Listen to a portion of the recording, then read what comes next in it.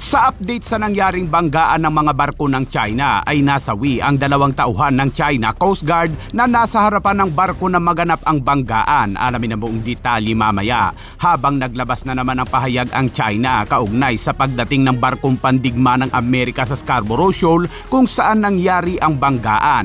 Ayon sa PLA Navy, walang pahintulot mula sa gobyerno ng China ang pagpasok ng American warship kaya't naka-alerto umano ang kanilang puwersa sa lahat ng oras at handang depensahan ang kanilang teritoryo. Kaya't para malaman ang buong detalye ay tumutok at makinig na mabuti.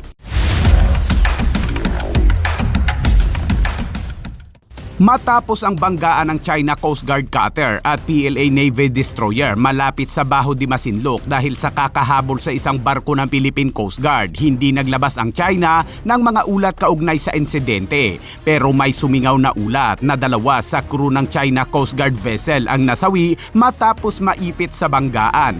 Bago ang salpukan ay makikita ang 4 na tauhan ng China Coast Guard sa unahang bahagi ng barko at matapos ang salpukan ay nawala na ang mga ito. Titigang mabuti ang mabagal na video mga kabayan upang makita mo.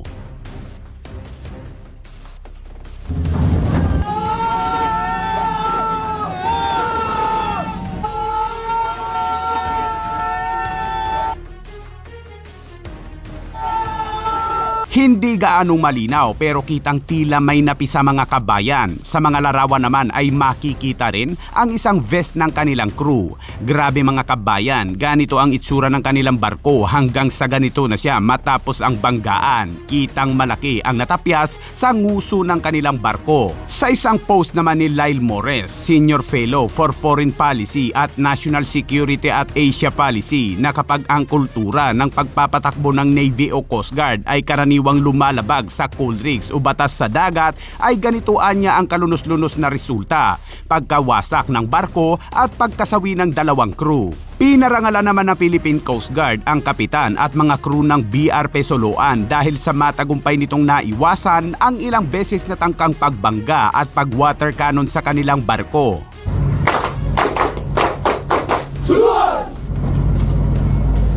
Sa post naman na Senator Peng Lacson ay sinabi nitong mayroon umanong 2 napaulat na nasawi sa barko ng China Coast Guard nang banggain ito ng PLA Navy. Tinawag ng senador na senseless loss o walang saysay na pagkasawi ang sinapit ng 2 crew ng China Coast Guard. At nakiramay din ito sa pagkasawi ng 2 tauhan ng China Coast Guard. Ang mga ulat na may nasawi ay patuloy namang kinukumpirma ng Philippine Coast Guard, pero sinabi ng Philippine Coast Guard na malabo yang aminin ng China na mayroong nasawi sa kanilang tauhan. Nais ng Philippine Coast Guard na magsilbing aral sa China ang banggaan ng 2 nitong barko habang hinaharas ang isang barko ng Pilipinas na nagsasabing ang insidente ay isang paalala na sumunod lagi sa international maritime rules. Samantala ayon naman kay AFP Chief of Staff General Romeo Browner ay may posibilidad ning gumanti ang China lalo't mayroong nasawi sa kanilang mga tauhan habang nakikisali na rin sa banggaan ang kanilang Navy ship. Kaya naman magsasagawa ng komperensiya ang Armed Forces of the Philippines kasama ang Philippine Coast Guard para pag-usapan ng mga susunod na hakbang at estratehiya para labanan ang patuloy na pananalakay ng China sa West Philippine Sea. Nakita natin na nagbago yung taktika ng China. Sa ngayon ay nag-deploy na sila ng kanilang PLA Navy, no? At isa itong simbolo ng pagiging agresibo ng China.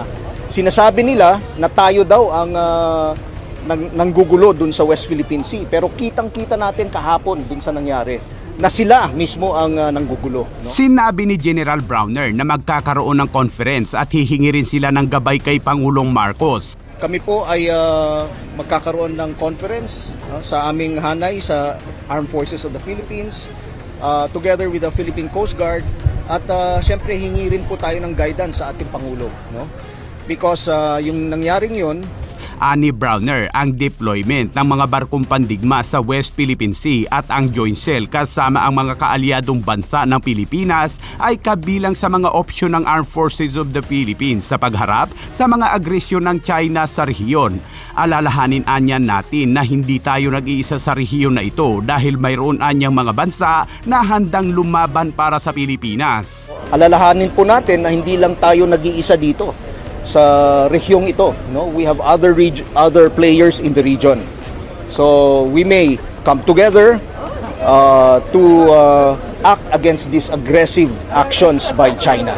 Hindi binanggit ni Browner kung anong bansa itong handang tumulong, pero alam naman natin na ang Pilipinas at Amerika ay mayroong Mutual Defense Treaty na maaaring ma-activate kapag mayroong nasawi na tauhan ng AFP o Philippine Coast Guard. Samantala, matapos sa mga insidente ng banggaan, abay naglabas ng pahayag ang China kaninang umaga kaugnay sa iligal umanong pagpasok sa Scarborough Shoal ng isang warship ng Amerika na wala umanong pahintulot ng China. Sinabi ni Senior Captain He Tei-ching, isang tagapagsalita para sa hukbong dagat ng PLA Southern Theater Command na ang USS Huygens, destroyer ng Amerika, ay iligal umanong pumasok sa teritoryong karagatan ng Hwangyaang daw ng China nang walang pahintulot mula sa gobyerno ng China. Sinabi nito na ang hukbong pandagat anya ng PLA Southern Theater Command ay nagpakilos ng mga puwersa upang subaybayan at magbigay ng babala na umalis ang American warship alinsulod sa mga batas at regulasyon ng China.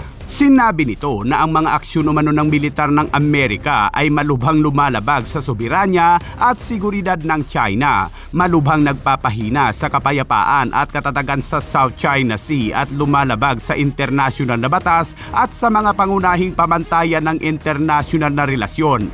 Ang hukbong pandagat anya ng PLA Southern Theater Command ay nananatiling nakaalerto sa lahat ng oras, determinadong ipagtanggol ang pambansang soberanya, seguridad at kapayapaan at katatagan sa rehiyon.